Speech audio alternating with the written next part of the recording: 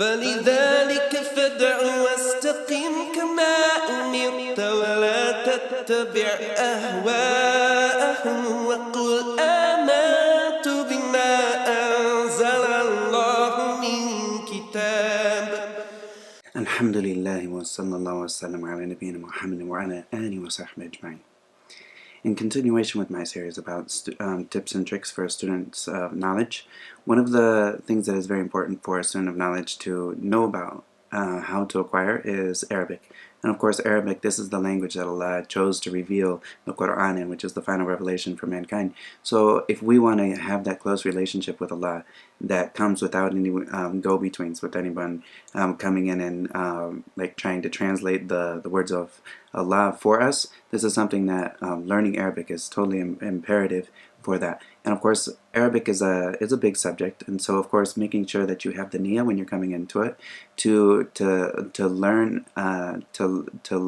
Arabic for the sake of Allah, to have that connection with Allah, that personal one-on-one connection that comes when you read the Quran and you understand what Allah is saying in the language that He said it. And so this is very important. And of course this is something that also frees somebody from blind following, because of course there's people out there that have lots of stuff to say in like on YouTube, or whether it's with shuyukh that you know and whatnot. And if you ever want to actually see where they're coming from with whatever they're saying and see if it has a basis and see what the other scholars have to say about this, there's no way that anyone is ever going to do this except that it's in Arabic. And so this is that way to cut out that middleman between you and the Quran and the Sunnah, and also what the scholars have how they've understood the Quran and the Sunnah all this time, and also to see like the actual like the things at work when we know how we pray our salah, but why do we pray the salah in the way that we do? And then you learn and fiqh, and then you can see the hadith and you can understand how they got that ruling from the hadith, and this only comes from knowing Arabic. So this is very important that somebody learns Arabic, and they learn these things, and of course making sure that they have the goal in mind when they start up with this great task, because this is something that when they have that goal in mind and they know what they're going for, then this is something that afterwards they won't get tired out as easily, because they'll know that yes, this is a big goal, but this is also when somebody accomplishes that first groundwork of understanding Arabic, at least on a simple level, then this person has accomplished something that is massive. And there's a general principle, like the 80-20 principle, which like 80% of the work gets done in 20% of the time, and 20% of the work takes 80% of the time, like, which is the 20% of the work. So if you're going to say learning Arabic, if you're going to put it at 100, and you say the first 80% of Arabic, it takes 20% of the time to master Arabic, you know, and then the last 20%, which is that mastery and whatnot, this takes a lot of time. So of course somebody can get into Arabic and they can learn it in a very short period of time if they focus and they work hard. Someone can learn it within a year, and this is if they're focused and they keep at it. And if they say they're busy and they have other things, but if they keep at it, they can probably get to a point where they can start reading books, and then get to a point where they can learn Arabic in Arabic. And this is the best place, because then after that you can incorporate other sciences as well with that, and it will become much easier. So even though you're learning Arabic, you can go to another subject that isn't necessarily Arabic in and of itself, but you're learning it in Arabic, and so this is practice, which makes the Arabic strong, and it makes the understanding even stronger. And so this is one thing that is very good when somebody learns Arabic. And so I want to talk about just a couple of if someone who's wanting to get started, when do they get started? You get started right away. So anything that any words that are in the Quran that come up a lot, there's going to be just a few. There's going to be like a few hundred words that repeat themselves in the Quran a lot. And if you learn these couple hundred words, then in these couple of hundred words, then you can start to fill in the blanks between them, and you'll have a foundation with your understanding. And so this is something that is important for a beginner, to learn these major words that will repeat themselves, and then once they have learned these ones, then they can fill in the blanks with the other ones. And of course filling in the blanks of the words of the Quran, this is something that there's actual books like for Gharibul Quran, which is like the different vocabulary that is something that a normal everyday person wouldn't use in their vocabulary, like a word that they wouldn't necessarily use in their vocabulary. And so these are words that even the student of knowledge later, he will get an actual book that just focuses on these rare words that come up in the Quran maybe once or twice, and they're not necessarily common words. And so this is something that you can take on the end, but at the beginning, getting these most common words, this is something that's easy. And I mentioned before in some of my videos, there's an app, it's called Quranic, and this is a very easy app for someone to learn these first few words, and it has like a story format where someone like picks the translation of these words, and of course like there's details that are going to be nuances of the words that will be missed out in translating it into English. But this is to be expected with any Arabic being translated into English. There will always be something that's missing, and of course this is of the reasons that we always want to work on learning Arabic. And another thing is this Arabic, like the journey of learning Arabic, is not something that will ever end. And when you look at yourself like 15 years from now, you should still see like 15 years from now, I'm still learning Arabic, you know. And of course, this basic foundation, it'll take a little bit of like work to get that basic foundation where you can understand Arabic when it's being spoken to you, and you can understand grammatical structures in a general sense. But then of course, like to understand all of the different words in Arabic and whatnot, this is something that you'll get way down the line. And also like someone to understand some of the nuances of the Quran and the balagha of the Quran, this is something that someone takes at a farther level down the line. And depending on what their focus is, you know, this depends on how much they look into it. But it's definitely very important for someone to be able to understand the Quran in Arabic, and also understand the text and how we pull these rulings out of the text. Of course, like for a student of knowledge that wants to understand a fiqh and how did we come up with this ruling instead of just quoting an ayah, but he doesn't understand how we got that from it. This is something that, of course, learning usul al-fiqh alongside of that is very important. And actually, usul al-fiqh has more to do with Arabic than like people that are specialists in Arabic. They actually will leave stuff that usul al-fiqh will not leave in the Arabic language. They'll go into details. Usul al-fiqh will go into details in the Arabic language that the people that are like a specialist in balagha or specialists in lugha, they will actually not even look to this masala. Like they don't even look to an issue. That the usul al-fiqh, the people those usuliyun, they will look into these issues even more like in more detail that even like the linguistics don't look into.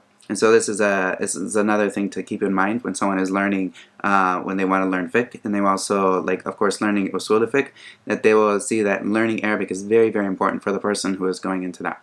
Now, a question about how do I get started? This is always a thing that everyone, when they start up with something, they always want to know, like, how do I get started? And of course, there's multiple different programs that are specified for people that speak English or another language of this sort, and they coming into learning Arabic as a second language.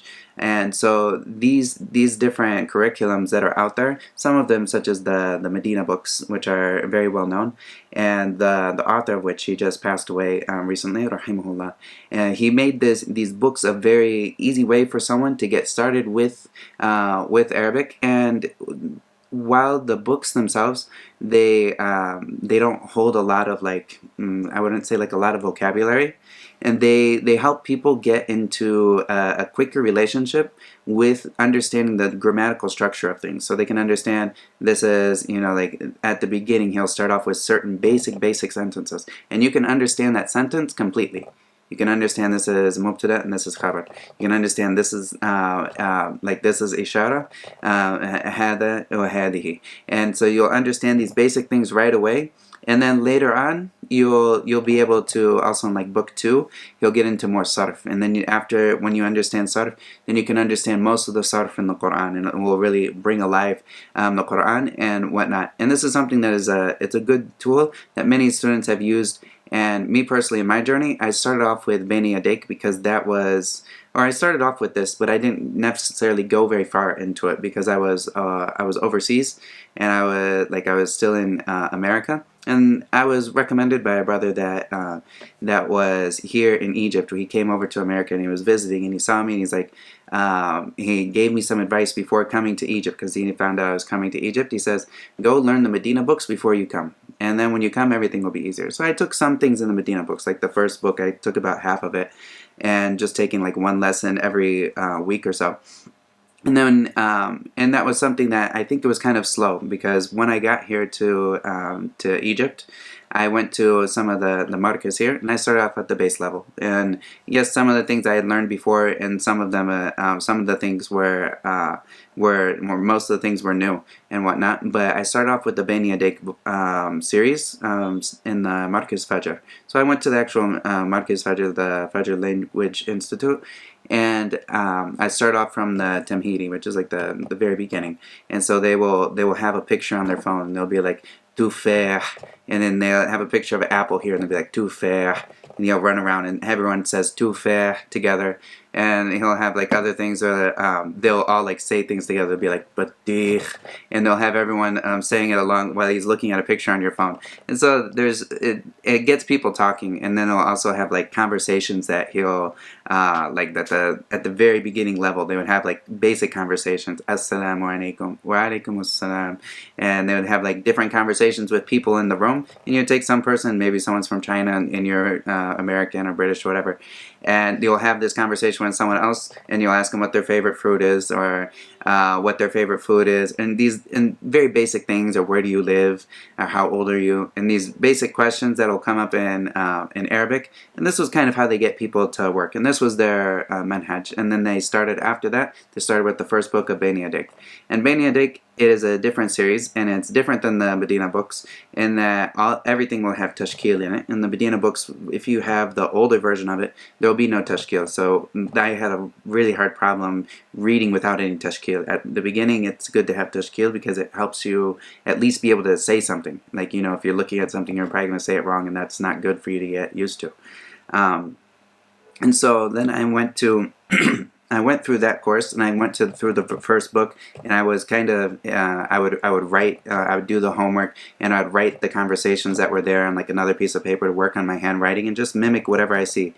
And this was a good thing. And then when I got about to the second book, I was getting kind of bored, and they didn't show me any of the grammatical structure in any real way. Like, I was reading things that I didn't necessarily know what I'm reading. I kind of know that this word means this and this word means this, and I'm saying this in general. But I didn't necessarily know how this fit into any sentence. And this is kind of the structure that Bayna Yadayk will give at the beginning, because he's not trying to teach you grammar. He's trying to teach you how to speak in Arabic. And so, like, speaking doesn't necessarily mean you need to understand what you're saying. You can memorize a jumla or whatever, a sentence, and you will understand this phrase has this general meaning in English. And so you say that phrase as you memorized it, and you won't understand this in mubtada, khabar, or that this is a jar or majroor, but you just memorize the phrase as it is. And me personally, I like to understand whatever is coming to me. And this is something that I would say probably a lot of Westerners, they have a stronger understanding than they have of memorization. And some people have a stronger memorization than understanding. Like they will, or comprehension. So I was wanting to comprehend, why am I saying it in this way? And of course, at a certain point, I was in the class. I got to like the 7th or 6th level. I think it was like the 6th level of in the Fajr Language Institute, and that's when Corona hit, and so all of the schools got shut down in the area. Everyone's staying inside. So I decided that I was at the same time. At the same time, I was also memorizing Quran, and this was something that I was trying to put together. And I came to Surah Mumtahana, and when I was at this surah, I didn't understand why the noon at the end of like a fi'l mudari that was talking about multiple people. Where was this noon? It like went away, and it was like tripping me up, because I was used to there being a noon there, and I didn't realize, okay, this is majzum, or this is mansub, and that noon goes away when it's mansub or majzum. And so I didn't know about this, so I went and I got really onto myself to finish, to learn Ajramiyya, and also go through all of the Medina books, because they would teach me the Qawaid more. And so I went through all of the Medina books in a short period of time there's a teacher, I think he's Pakistani, that he went through all of the Medina books and explained them, and I would speed up the speed, because he spoke very, very slowly, and I understood a lot from what I'd already learned before. But I went through all of them in like a quick period of time, probably about 2 months.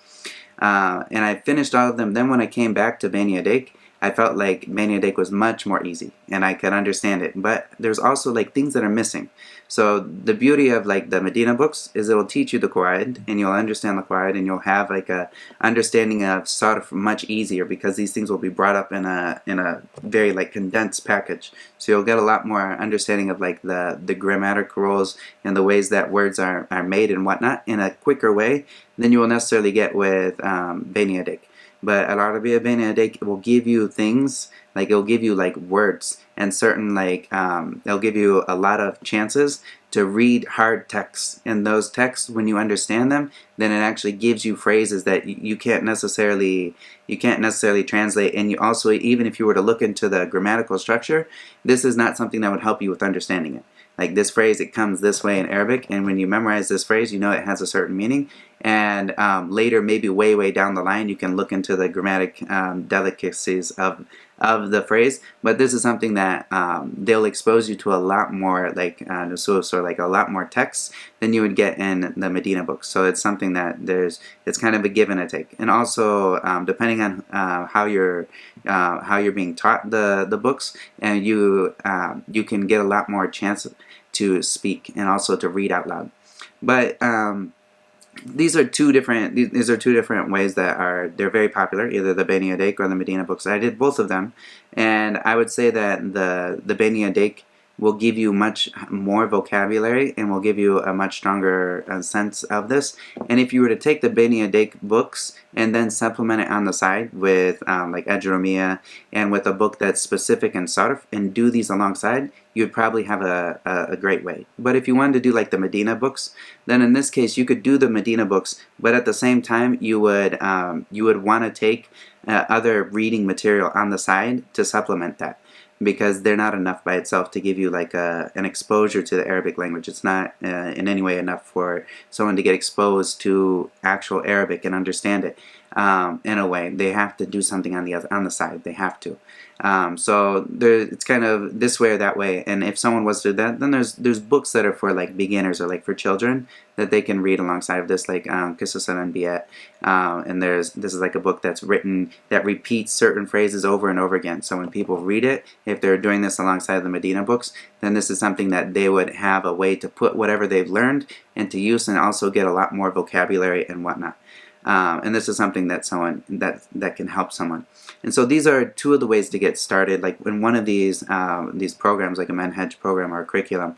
And these curriculums, they will have a lot of gaps in them. And this is something, no curriculum, I don't think there's going to be a curriculum that will cover Arabic, because Arabic has many sciences.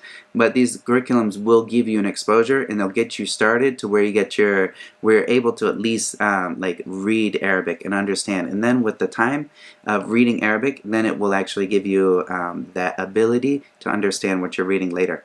And of course, some of the things that I definitely advise for students of knowledge when they're learning Arabic is that they don't wear themselves out on just like the Arabic curriculums, but rather once they get to a point where they can start understanding, they're also a student of knowledge. They should be learning fiqh. They should be learning like a mustalah al-hadith.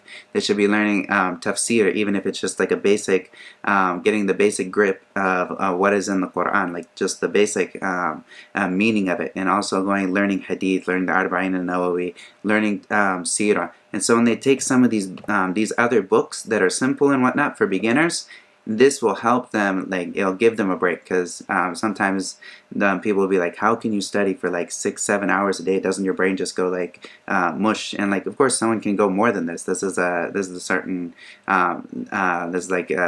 it depends on the person what their day can handle and whatnot. But doesn't your brain just go like mush in that? And as like, if you change from one subject to another subject and another subject to another subject with some like breaks in between, like walking around or whatever, you can get a lot done, and all of it is going to be in Arabic. And all of that Arabic will be something that is interesting to you. And when you have these changes in subjects from one thing to another, it makes it easier, you know. But if I were to focus just on like a Bayna Yadayk book, and I just open it up and I'm reading Bayna Yadayk for 4 hours a day, I would get worn out just from those 4 hours, you know. Like, but when I have other subjects around that I can go to and I can read something else, I'm like discovering something in Arabic, and so this strengthens my Arabic. And then when I go back to the actual Arabic course, it's easy for me to get what I'm looking for from it because I've been exposed. And the exposure to Arabic from different angles is something that is one of the best ways.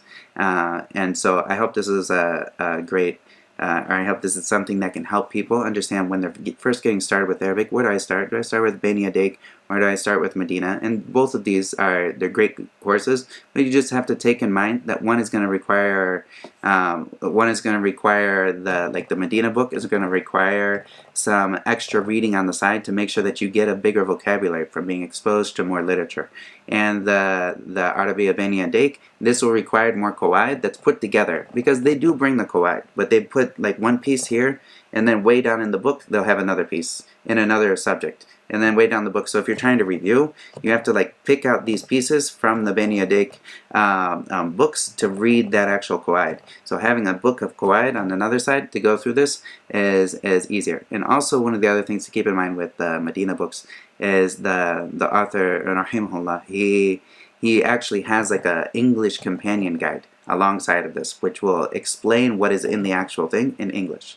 And this is something that I don't think that there is something out there right at this point for Bayna Yadayk. I don't think there's an English companion guide for Bayna Yadayk. And of course, you should only rely on it as much as you need at the beginning. But sometimes there's concepts that when you get it in English, then when you go and see it in Arabic, it makes more sense. You know, it will be something that eases the process. And so I hope for every one of you, like if I could give you one gift in the world, I would give you like Arabic is something I can just like give you, and you know, like that's something I would love to do. But this is something every individual, they need to go out there and they need to get it. And inshallah we'll have like courses in the future for like studying Arabic and whatnot, depending on how Allah provides the time and the opportunities for that. And of course, having a teacher individually is much better than watching things online, because you'll get them to fix your mistakes. And if you have something that is a misunderstanding, they will explain it to you, and you can have that interaction. And this is something that is definitely great. But also take advantage of the Medina. Like if you're going down the Medina road, then there are many people that have explained the Medina books out there, and this is something that is very good for people. And of course, when you get to the point where you can understand Arabic, then you can learn Arabic in Arabic, and this is much better. And this is definitely the best, because translating things in your mind is something that will slow down your mind from working. But if you can memorize in Arabic, and then you can get another word that explains it in Arabic, and then you do all of this in Arabic, it'll connect the Arabic dots in your mind, and you'll be able to learn much faster than someone who is constantly translating in their head. And so, Wallahu ta'ala a'lam. And I hope this is beneficial for you all. سبحانك اللهم وبحمدك أشهد أن لا إله إلا أنت أستغفرك وأتوب إليك. فلذلك فادع واستقم كما أمرت ولا تتبع أهواءهم وقل آمنت بما أنزل الله من كتاب وأمرت لأعدل بينكم الله ربنا وربكم لنا